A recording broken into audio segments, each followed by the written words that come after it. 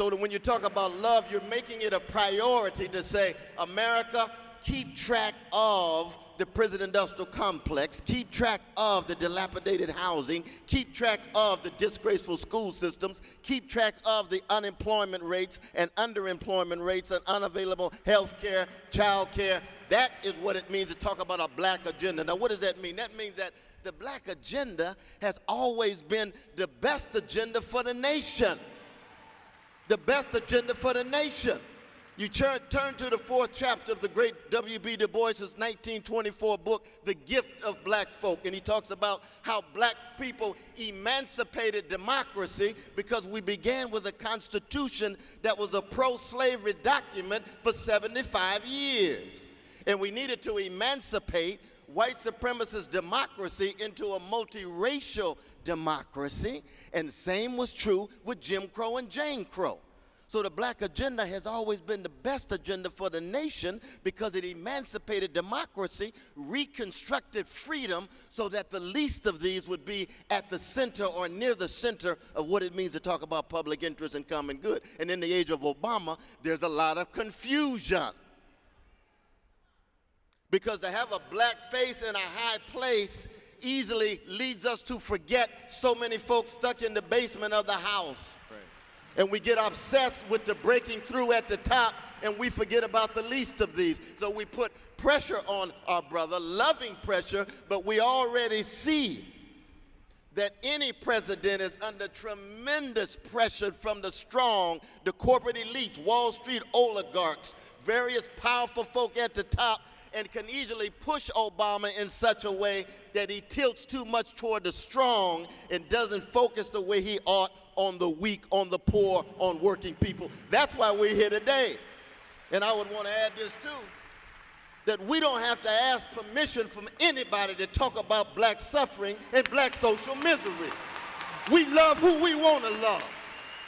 And we love other folk whether they love us or not. That's what Martin Luther King was all about.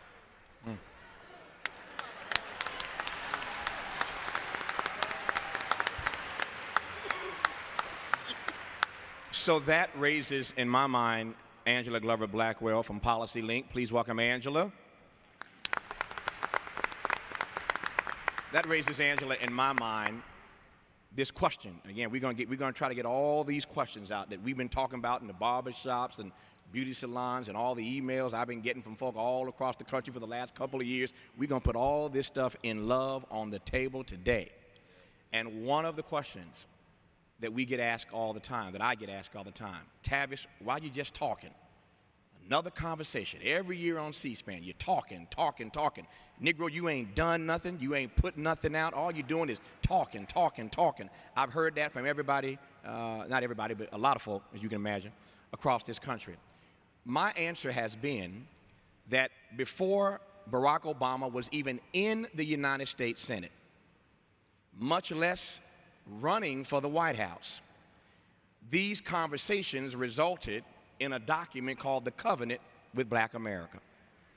And that book laid out a 10-point agenda to which we were going to hold everybody accountable when we got to 2008 who wanted to be president. We didn't know who was going to be in the race. Again, President Obama was not on the national scene. He was not a United States Senator at that time. So it was never about singling out, demonizing, casting aspersion on him or anybody else, because the field had not yet been determined when we came together to put together this covenant with Black America. You were there. Policy Link was instrumental in putting that book together. Let's go back a few years. Again, before we were in the era of Obama, and talk about this Covenant with Black America agenda that laid out these 10 issues that mattered most to black folk, and what we were going to do about it, and how we were going to hold folk accountable once we got to 2008. So back me up a few years. So happy to be here, and so happy that you have asked me about the covenant, because as we're thinking about this question of do we need a black agenda, I want to remind everybody that we have a black agenda. We have a black agenda, and that process of putting together the covenant was so much the way I think it always has to be if you're serious. Whenever my staff says to me, we're going to a meeting, I say, what's the agenda? When they say we're having a meeting, I say let's put together an agenda. And the agenda is the starting point, but just putting together the agenda doesn't solve the problem. You have to really dig down. Each one of the items on the agenda, how are we going to move it forward? What does it mean? What's underneath it? What's going to be the plan? And that's what we did when we put together the Covenant with Black America. We took the big issues like health, but we did a drill down and said, but what will it mean in our communities? How do we deal with the disparities?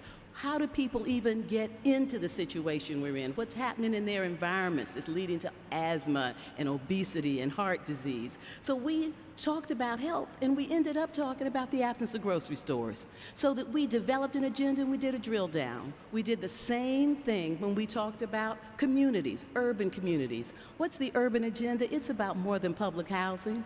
We talked about affordable housing and the fact that in America, where you live is a proxy for opportunity. It determines everything, and we explained that.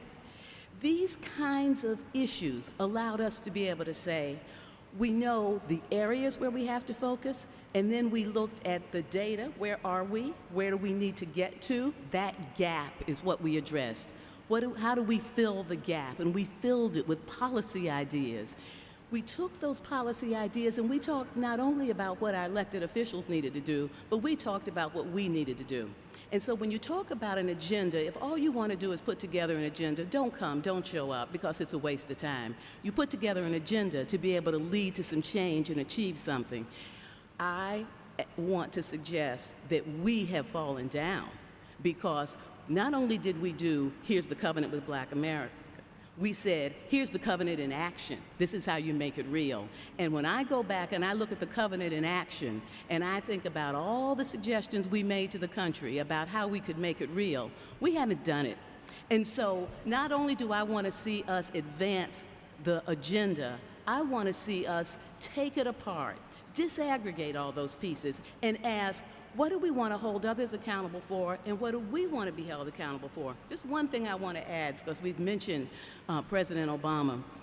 I've spent so much time in Washington working with the new president, and I have been amazed at how in this freeway of access, a freeway of access that brings us tea parties and brings us all kinds of opportunities for people to say whatever they want, he has been able to stay in the progressive lane. He's been able to stay in the progressive lane.